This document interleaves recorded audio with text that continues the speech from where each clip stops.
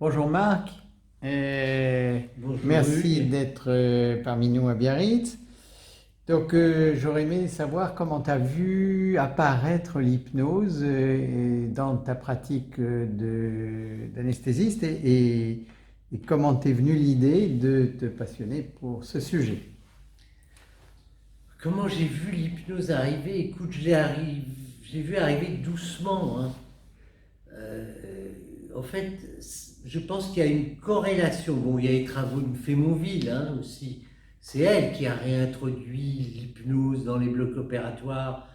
J'ai bien dit réintroduit parce que Lassner, dans les années 60-64, avait déjà essayé d'introduire cette technique dans les blocs opératoires, mais l'époque, le contexte n'était pas favorable, hein. Les gens parlaient de techniques, de machines, de cathéters, donc c'était pas l'époque de Lassner. Et Marie-Elisabeth Fémonville, elle a réintroduit cette façon de limiter les médicaments par les outils hypnotiques. Et puis le côté génial qu'elle a eu, c'est de faire de l'imagerie qui était couplée, parce qu'à côté d'elle, il y avait des chercheurs, il y avait des gens qui faisaient des neurosciences. Ça, c'est un premier point.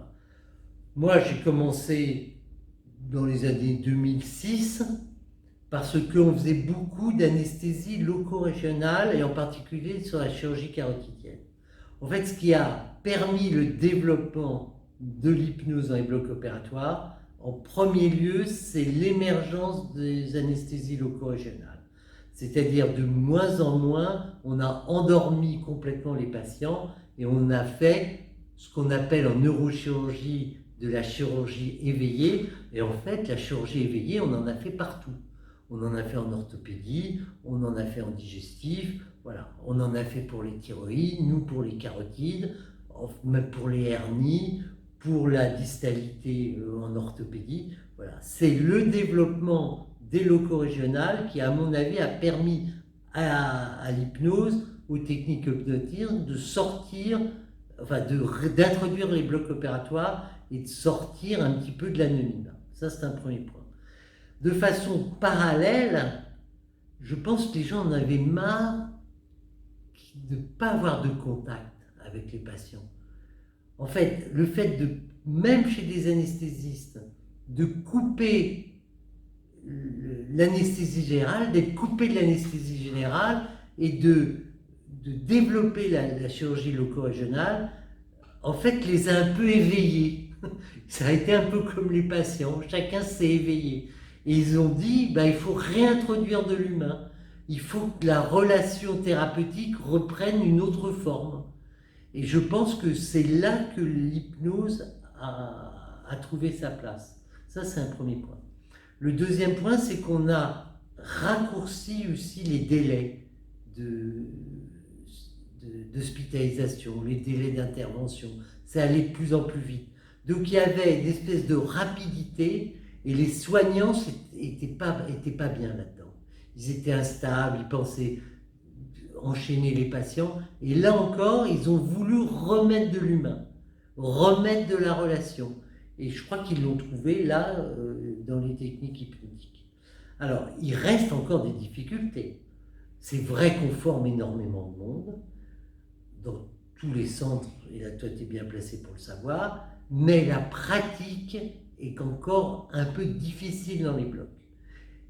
Et moi, le message que j'ai fait passer aujourd'hui et que je fais passer tout le temps, c'est qu'importe le contexte, faites, pratiquez, parlez, rentrez dans la communication avec les gens, faites de la présence thérapeutique, voilà, rentrez dans la relation avec les outils hypnotiques, avec la relation thérapeutique, avec la conversation hypnotique, mais faites, ne vous intéressez pas au contexte, ne vous intéressez pas aux enchaînements de patients, soyez dans la relation et que dans la relation.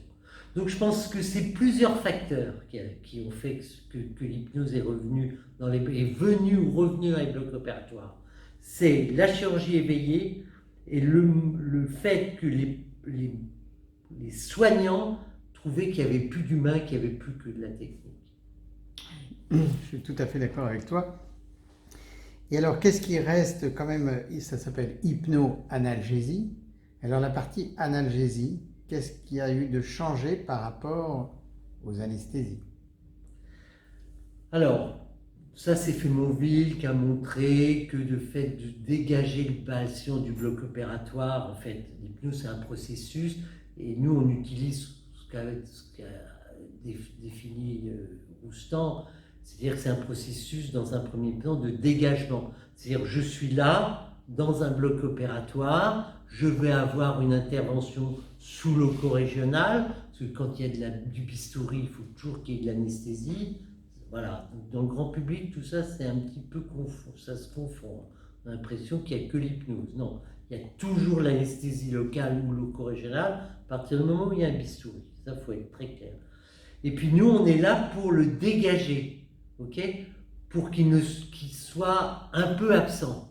Donc dans un premier temps, il y a un temps de présence, c'est-à-dire ce qu'on a travaillé là aujourd'hui, c'est-à-dire c'est la présence thérapeutique, et c'est dans la relation thérapeutique que le patient peut s'extraire du bloc opératoire. Et le fait qu'il s'extrait du bloc opératoire et qu'il rentre dans d'autres perceptions, imaginaires, réelles, irréelles, enfin dans ce qu'il veut, dans son espace hypnotique, cette conversion des perceptions est analgésique. C'est-à-dire, il a changé ses perceptions, ok, il s'est un peu dégagé, et ce changement des perceptions est analgésique. Alors, on parle d'hypno-analgésie, ok, mais c'est toujours c'est le fait de se dégager, d'être absent. C'est-à-dire, ton corps est là, présent, et toi, tu changes tes perceptions, te dégage de la zone opératoire, de la salle d'op. Et je donnais un exemple, on faisait faire un exercice. Moi, je suggère aux patients, nous sommes là ensemble, et je vous invite à quitter de façon imaginaire la salle d'opération. Et je rajoute, ça les a beaucoup amusés, vous n'avez même pas besoin de fermer la porte. C'est-à-dire que vous n'avez rien à faire, vous avez simplement à vous dégager de l'espace où vous êtes. Donc voilà. Mais c'est vrai que les mots sont importants. Les mots sont importants. Les mots de parler d'hypnoanalgésie, mais je crois que l'aspect central, le point de départ de tout, et ça les soignants le ressentent de plus en plus, il est dans la relation thérapeutique, dans la présence thérapeutique, c'est-à-dire dans le rapport humain entre un patient et son praticien, qu'il soit infirmière, qu'il soit médecin, qu'il soit brancardier, qu'il soit... Voilà, c'est tout le monde qui rentre en relation avec le patient. Et c'est pour ça que j'ai insisté ce matin sur le fait que quand un patient rentre au bloc opératoire, on l'accueille comme s'il venait dîner à la maison. C'est-à-dire qu'on lui présente tout le monde, on lui présente ce qu'il y a dans la salle, etc. etc.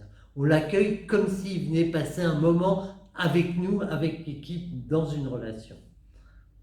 Après, on appelle, on emploie la technique qu'on veut, etc. Mais le point de départ, c'est tout le travail que j'ai fait avec les 12 auteurs d'être là. Alors, ce qui est amusant dans ce bouquin, c'est qu'il y a des médecins et des non-médecins. Chacun parle de cette notion de présence qui est thérapeutique pour les médecins, mais qui est peut-être pas thérapeutique pour les autres, mais qui quand même, quand on interroge un réalisateur de film, un essayiste, un acteur de cinéma, on s'aperçoit que cette notion de présence, elle est quand même commune à beaucoup de choses. Donc nous, on l'utilise pour rentrer en relation avec les patients. L'acteur du cinéma, il va l'utiliser, cette présence, pour rentrer en relation avec ce public, le réalisateur avec les acteurs, etc. etc. Et c'est pour ça que cette notion de présence est excessivement importante à faire ancrer dans la pratique de tous les soignants. Plus que la communication. La communication, elle vient après. Il faut savoir communiquer, mais il faut aussi être présent. Parce que si tu communiques pas et si tu n'es pas présent, ça coince. Donc, un, tu es présent, deux, tu communiques, trois, tu fais ce que tu as envie. Mais écoute, Super.